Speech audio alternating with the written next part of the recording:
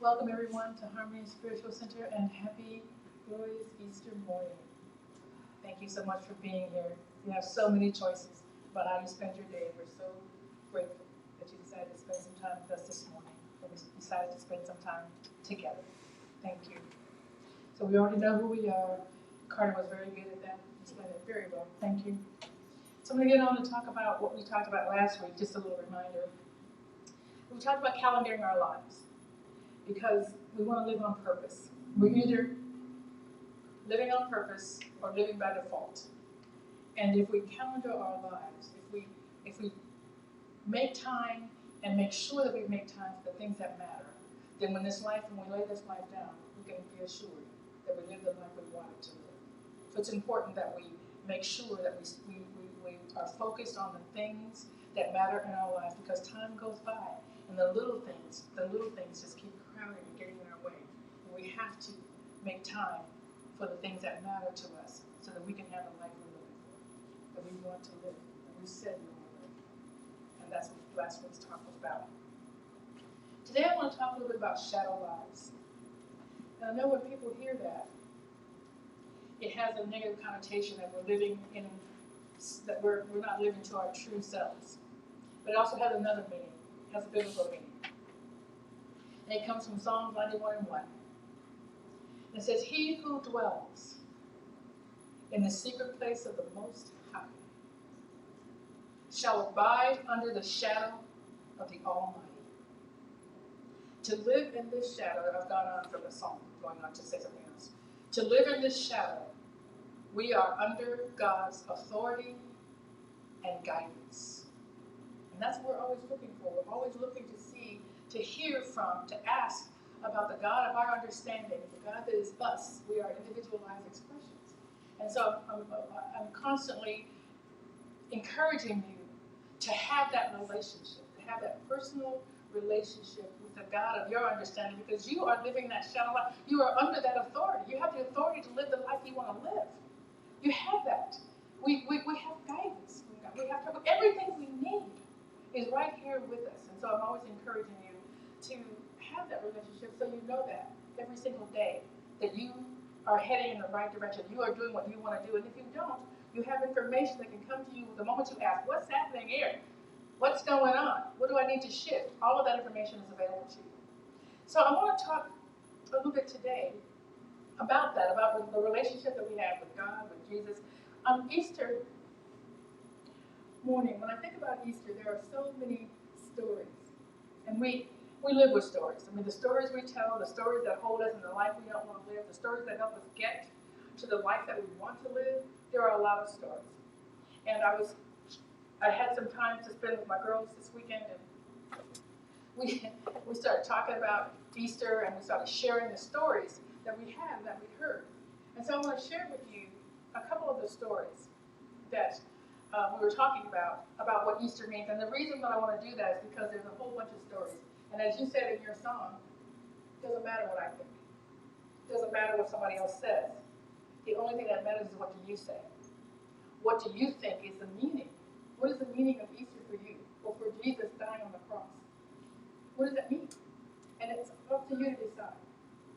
But I was talking with one friend, and she came from a fundamental background. And I don't really know if it was, I'm not really sure which one it was. It doesn't really matter. It doesn't really matter. But every Easter, they would sing this song on the third day he rose. The third day he rose. That's the name of the song. And there was a line in the song that said, "Up from the grave he arose." So you know this song. Up from the grave he arose. But what she heard was, "Up from the grave arose." Up from the grave he arose. Up from the grave he arose. And so they would go to her grandmother's house on Easter, and she would have whatever she had, mashed potatoes or whatever would take gravy. And she had this beautiful gravy bowl, in the bottom of which was this beautiful rose along the side of it. And so she thought, that's what Easter was all about. Going over there, having that gravy, and then, oh, the rose.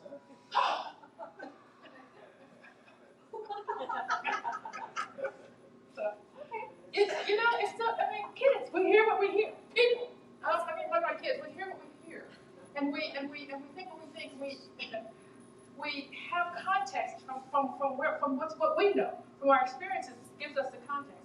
What the Stoics tell us, and what I believe, is that our life, how we feel about our lives depends on what we think about our lives. Everything we feel about our lives, how we go forward, has to do with what we think about, how we think. And we know that we are in control of what we think.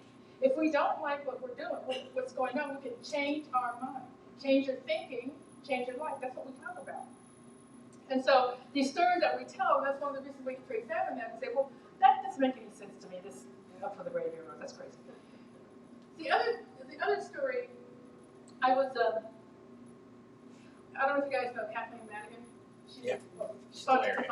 Yeah, she's very, very funny.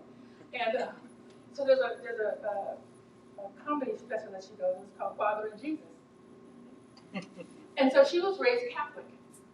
And she talks about the Southern people's relationship with Jesus, which is very different from her Catholic background with Jesus. And what she was told by the nuns is that, Kathleen, do not bother Jesus. He is busy. Now, if you have a problem, you have a guardian angel. Guardian angel is sitting around doing nothing all day. Just wait for you to call. Call up your guardian angels. All right? That's a whole laundry list of people you can call. Don't call Jesus. You can call that. There's saints. There are saints for any condition that you're in. So whatever situation might be going on, just call up that saint. Okay? But don't be bothering Jesus. At the very least, what you can do is call his mother. Call Mary. If you've got some problems, call Mary. Okay? But don't bother Jesus. Right? He's busy. So she was raised not having a relationship with Jesus, because the nuns told her she couldn't do it.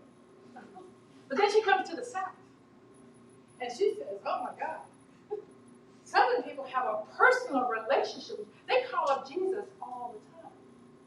So there's a woman on Instagram, I can't think of her name, I'll send it to you guys want to know, but she's always talking to Jesus, and I watch her little things, and it's so funny. And she has such a personal relationship with Jesus. She doesn't even pray. She doesn't even say who this is. She just starts the conversation with, hey, Jesus, it's me. Listen, you know where you said in the Bible about love is patient, love is kind? Is that like an either-or situation? It is not. You want us to do both. Okay, well, I'm going to have to get back to you on that. And so that's her. And then the woman was talking, she said, she heard this other woman was talking about she had some problem with her washing machine or something. She said, I'm going to call Jesus and tell him to come fix it. So Jesus will just come fix your washing machine. Whatever you need. I'm calling him up. Jesus, come do something with this thing. Okay? So that's her relationship. I grew up with a mother who had a personal relationship with Jesus. She did. She called on Jesus for everything. Jesus, I need you know what my account looks like. Then one of her sayings was, which I took a look at, looked at her story, and I said, I don't care for that story, but I'm going to create one other story for myself. But what she said was, Jesus may not be there when you want, but is always on time. That's what she was saying. What it played out to be was that she only had just enough. And there was always a place in our lives where we were waiting for food to show up because it wasn't there, and she just trusted that it would show up, because someone would knock on the door, and that's the way it was. That's how it was. And so that was her relationship with Jesus. And if there were times of trouble when she wasn't feeling bad, when she was feeling bad, she wasn't feeling good, she would call on Jesus. And I remember this one particular time when she called on him, she needed him in a hurry. Apparently her children were bugging the hell out of her. And she was ready to do something she didn't feel like was Christian. So she called him and she needed him immediately. Jesus! Don't let me kill my kids. So I grew up with a woman who knew Jesus personally. And I thank God that she told me. Because I would probably be alive today if she hadn't. But the story that I want to tell, that I tell for myself, is this. if God, Jesus, can be there right on time, why can't he be there early? Why can't he be there early? Is it a matter of how we think about it? That that's all we ask for? Is that you're here on time? I'm willing to go to the brink. I just need you to pull me back. I just need you to pull me back. What if you thought about it differently? And what if you said, I don't want to be anywhere near the brink. I don't want a break in my life. I want any breaks. I want smooth, and I want to have me saying, this is what I want in my life, and you giving me all the ideas in my head to say, okay, here's how you move forward with that. Here's how you move forward with this. Here's how you move forward with that. My point is this. I truly believe that the whole Jesus on the cross thing is simply about God, Jesus, the Spirit, letting us know that we are more than conquerors. We're more than conquerors, which means that the very thing we fear, which is death, is the only thing we really fear.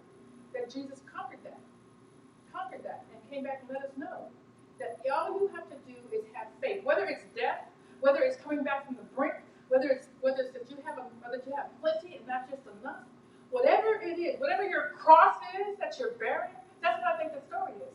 It's whatever cross you are carrying. You don't have to carry it. You can lay it down at any time. You don't have to ever pick it up. You don't have to come anywhere near the cross.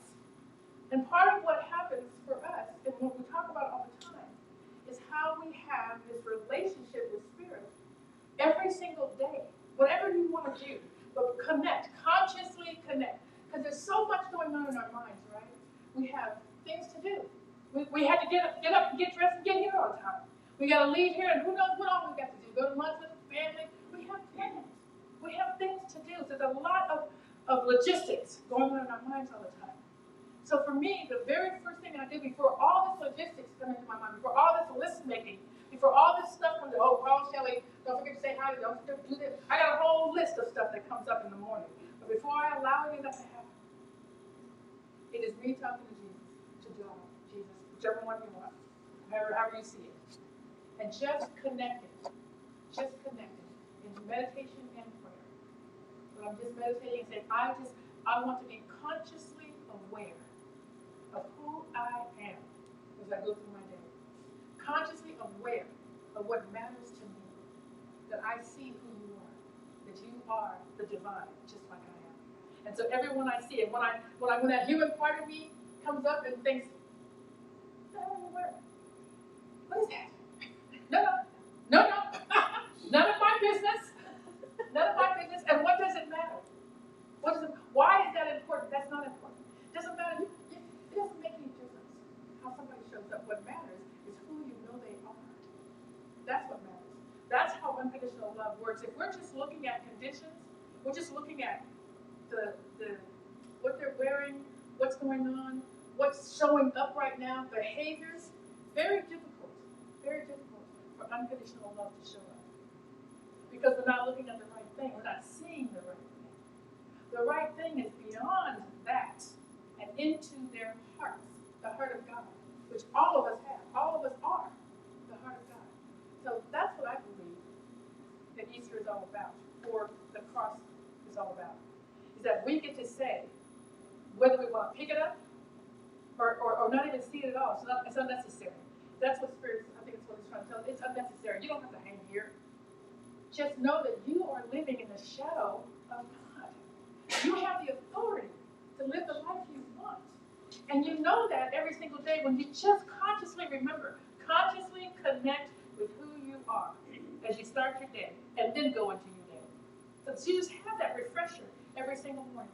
Because again, there's just so much going on. And we forget. If we forget who we are, we've definitely forgotten who everybody else is. And if we are the divine, so are they. And if we remember who we are, then we remember who they are. And it completely changes and transforms our day, our interaction. For us, as you talked about it, Craig, in your meditation, including the prayer, both meditation and prayer, beautiful. But you talked about the energy of God, the energy that we have. All of us have this energetic way in which we communicate with each other. So it's not even about the words that you say. It's about the feeling in your heart. That is translated to people. If